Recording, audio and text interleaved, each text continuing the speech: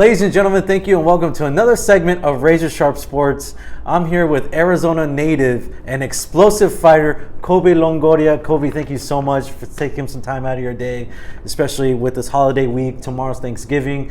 I know we all have family to get to, but you took time out of your day to do this interview, and I'm super excited that you're here. Yes, sir. Appreciate you having me. Guys, as you know, I've been MIA for a bit, but I'm finally back. I was getting married to my beautiful wife, and we were on our honeymoon, and so I'm officially back. This is going to be my first interview of the month of November. I'm going to try to start getting more busy on the channel, at least do an interview once a month. So my first interview back is with Coby, and I'm super excited to be interviewing him. Coby, you and I, we're no strangers to each other. Yeah. We've worked with each other with Da Sol, and I've had the opportunity to announce 3 of your fights. Especially the fight when you started your professional career in boxing. Your recent fight, I was not there. Obviously, I was on my honeymoon, having a good time with my beautiful wife. But you came out with another victory. You're now 4-0. Like I said before, you're explosive. You're exciting. When people go to your fights, man, you have a crowd of people that are there. This opponent that you fought, William Norton, he was a tough opponent. It was a 6-rounder. And you got the job done in the 5th round by TKO. In the beginning of the fight, you're applying that pressure, like what you say before. When you see them kind of squinting, getting a little trouble, you start to put on the volume of punches, and it shows. You're able to get the job done. So what is it like being 4-0, and how do you rate your performance for that fight? Yeah, 4-0 obviously is good. Come out victorious, we're still undefeated. And I feel like this fight definitely was a little tougher. Our opponent was 4-1, and I've actually sparred with this opponent previously in the past, so I knew what he had. I knew he had some speed behind him and definitely some power. He doesn't look like he's all crazy huge, but I mean, he does have power behind his punches, and we figured. In sparring, I did decent with him, but sparring and fighting is completely different. Yeah, it's a whole different game when you're actually in there in the ring with smaller gloves, no headgear. So, I felt good. We expected to take him out a little earlier, but once I was hitting him with those punches, in like first round, 3rd round, I wobbled him a couple times. I applied the pressure, and I was like, all right, it's here. Let's take him out. Let's get him done. But then I see him recover and come back with a hard punch. I'm like, all right, no. So I had to sit back, calm again, eventually weigh in. We took it to the 5th round. Good experience because previously in my fights I've had 1st round wins. Pretty early stoppages. Yeah, pretty early stoppage. So, it's good to have that experience, and I'm just thankful I came out victorious.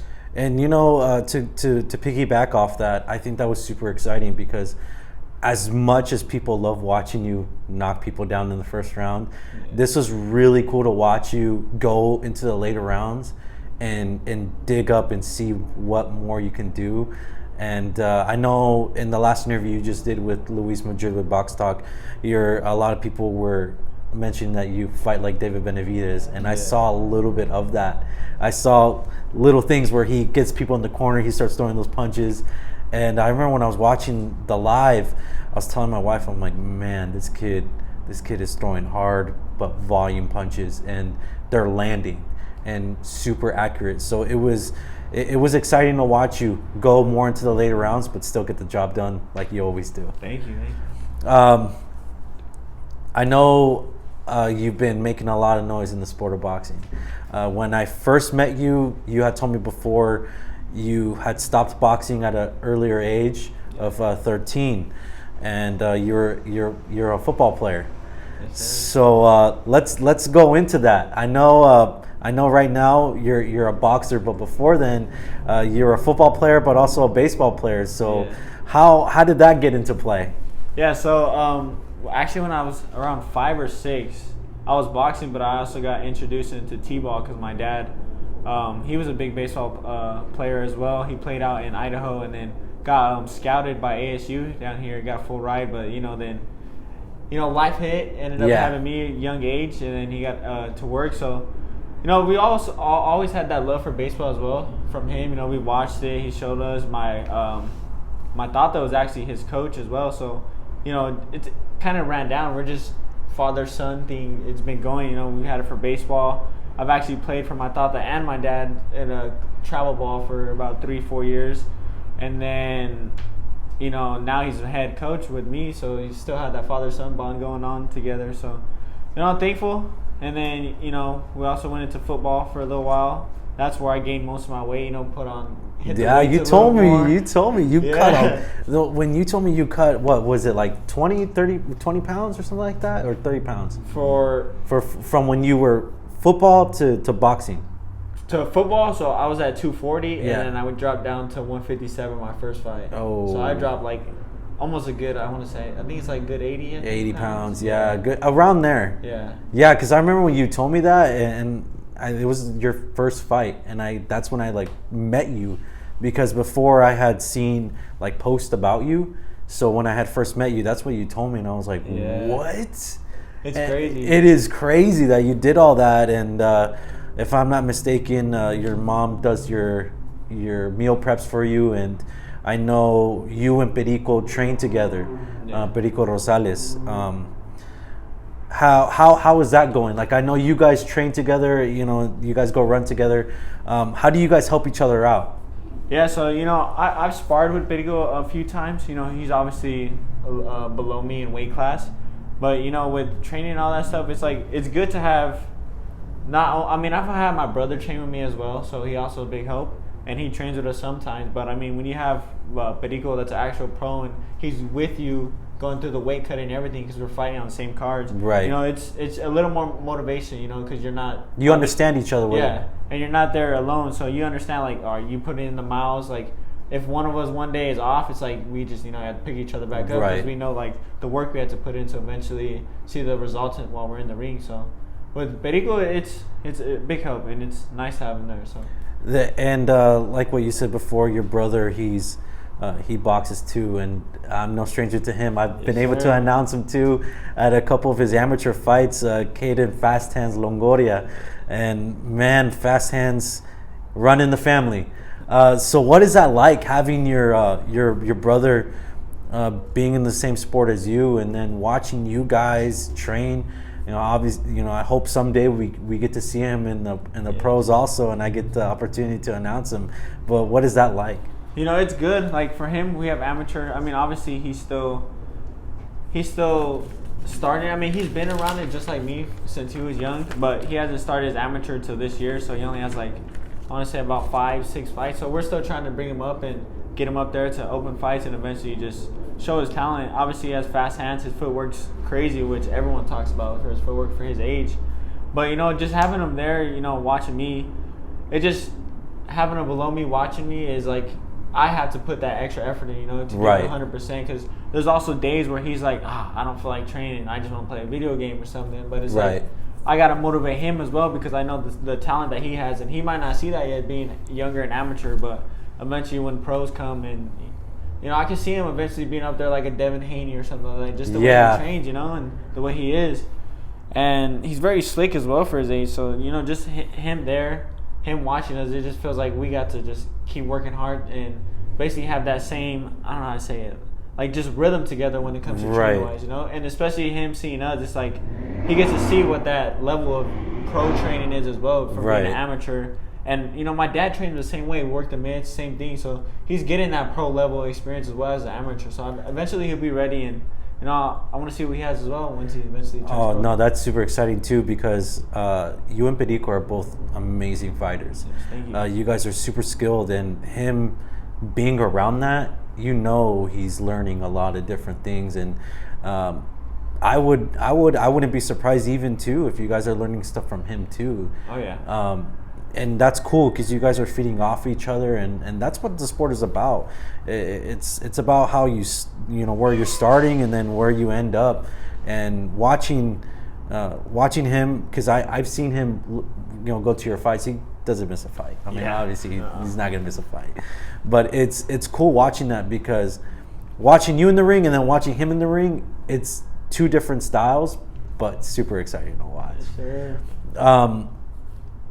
Like we've talked about, family super big in your life, but also faith is super big in your life. And I know before you've had a when before where you lived in South Phoenix, it was kind of a rough time. You know, you're in a bad crowd, but you ended up finding Jesus Christ. So how can you get into a little bit of that of finding your faith and how that ties into the sport? Because I know I've seen you guys do your prayer before each fight, and I think that's super amazing to watch, because you do it.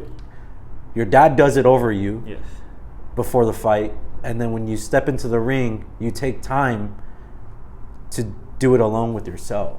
So can you get into a little bit of that? Yeah, so you know, a lot of you, if you don't know, I lived in South Phoenix for a while, and you know, it's just I want to say just like the crowd you're around, you know, just the environment as well. Just you feel like that you got to fit in there sometimes, you know, because sometimes it's like you're just like, if you bring a kid somewhere else, take them to South Phoenix, it's like you see a lot of kids that are like more, you gotta like it's a rough neighborhood.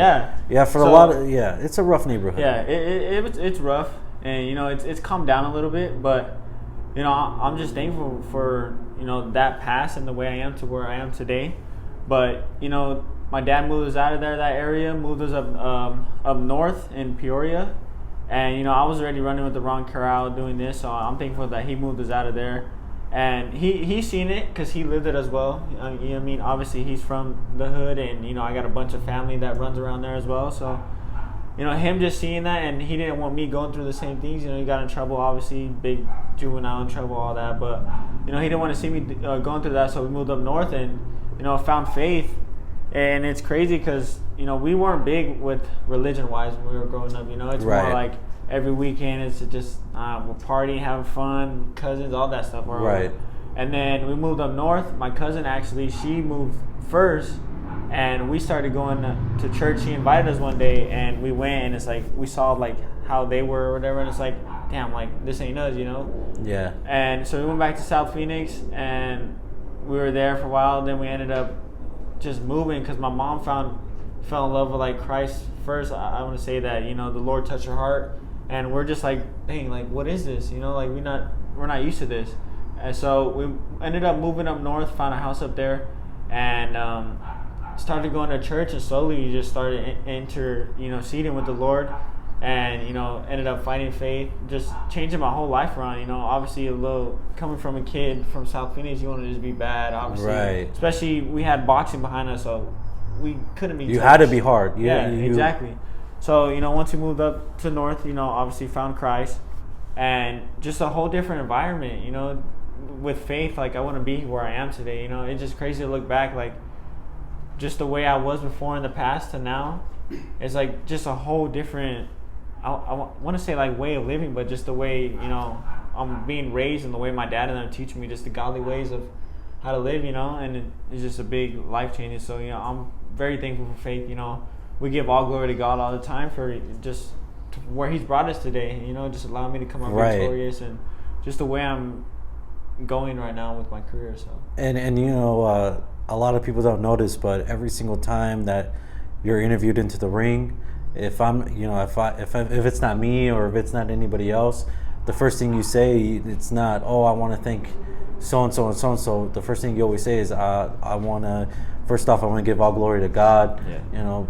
Thankful that He let me come out of this ring safe and let my opponent come out of this ring safe, and that's always the first thing you say. Yeah. And to me, that's awesome, you know, because you don't really, you know, I know a lot of boxers, they some of them they're hardcore. They don't say that type of stuff to their opponent after, especially, you know, giving them the knockout. You know, they don't take that time, but you always take that time to make sure that they're okay, and you say that, and that's awesome. So you know, for me, that I think that's a really special thing about you, and I really like that about you too. Yeah, thank you. You know, always either win or lose. You know, I always got to give all glory to God with the result or like anything, because you know, just like I've been saying, you know, just from the way I was, and it's crazy how I'm just explaining, but just like the way I see it and how the lifestyle and everything is changing my life. It's just crazy what faith in what God has done. So when you go, do you ever go back, you know, and visit where you grew up, and you ever look around and you kind of think to yourself like, wow, this is crazy. Like, yeah, Yeah, always. I still have a lot of my dad's family. We really don't have much family up north besides my cousin that lives with us, and just the family within church. But all my family still lives in South Phoenix, so we go every other weekend, go visit my nana and tata, and just family over there. And it is crazy we'll go to Margarita Park, we'll walk around and just be like, damn, I remember a little kid playing baseball, basketball. Just walked to school up the street.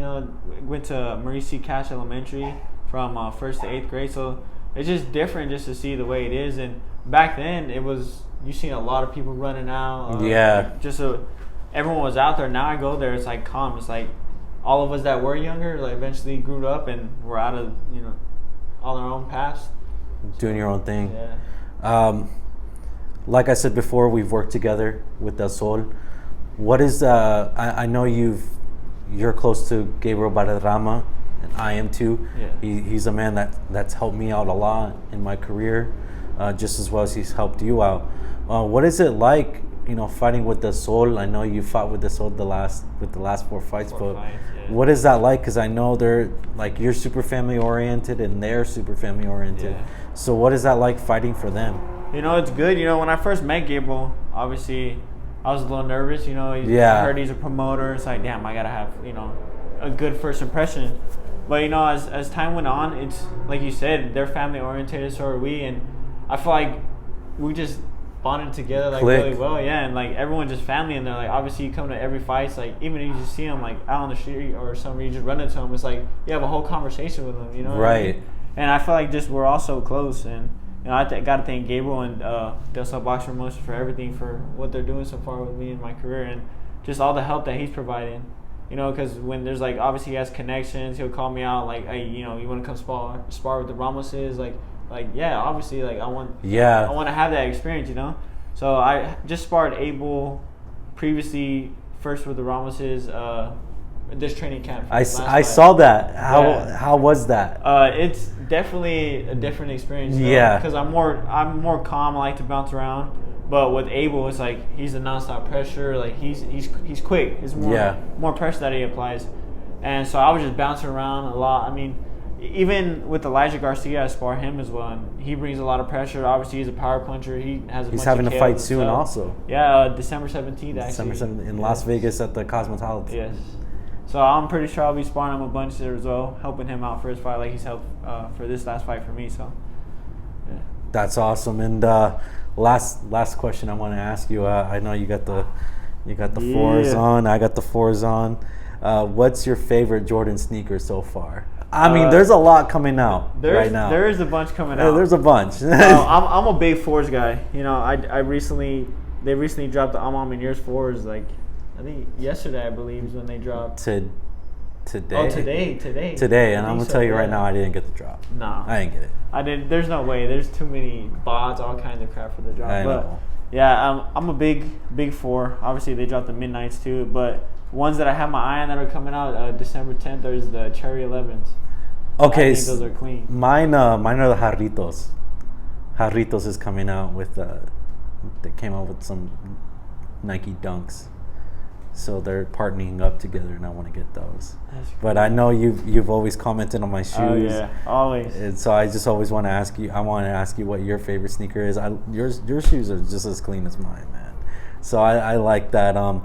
Any social media you wanna say, you want to throw out, any last things you want to say to your sponsors, your family, anybody watching? Yes, sir. So to everyone watching, friends and family, I'd like to thank you guys for always supporting, coming out, and giving love to all those AZ fighters. Because like I always say, there ain't much love for us fighters here. That we got to climb up that ladder and eventually have that spotlight in a bigger arena. So I'd just like to thank you for putting it on and showing love for all the 6'2" fighters, and yeah. That's awesome. Guys, you don't want to miss out. Coby Longoria, he's going to be coming back next year, March 2023. You'll be seeing him in the ring again. Super exciting, super explosive fighter. And Coby, again, thank you so much for coming out and taking some time and doing this interview. I really appreciate it. Yes, sir. Thank you. Appreciate you. And for social media wise, sorry, I didn't. No, go ahead. But you can follow me on Instagram at Coby Longoria _2514. scored 25-14, and as well on Facebook if you like at Coby Longoria as well.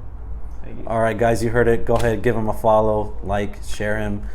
Follow his journey in the sport of boxing. I'm telling you right now, you will not be bored. I'm Razor Ramon on Razor Sharp Sports, and that was Razor Sharp.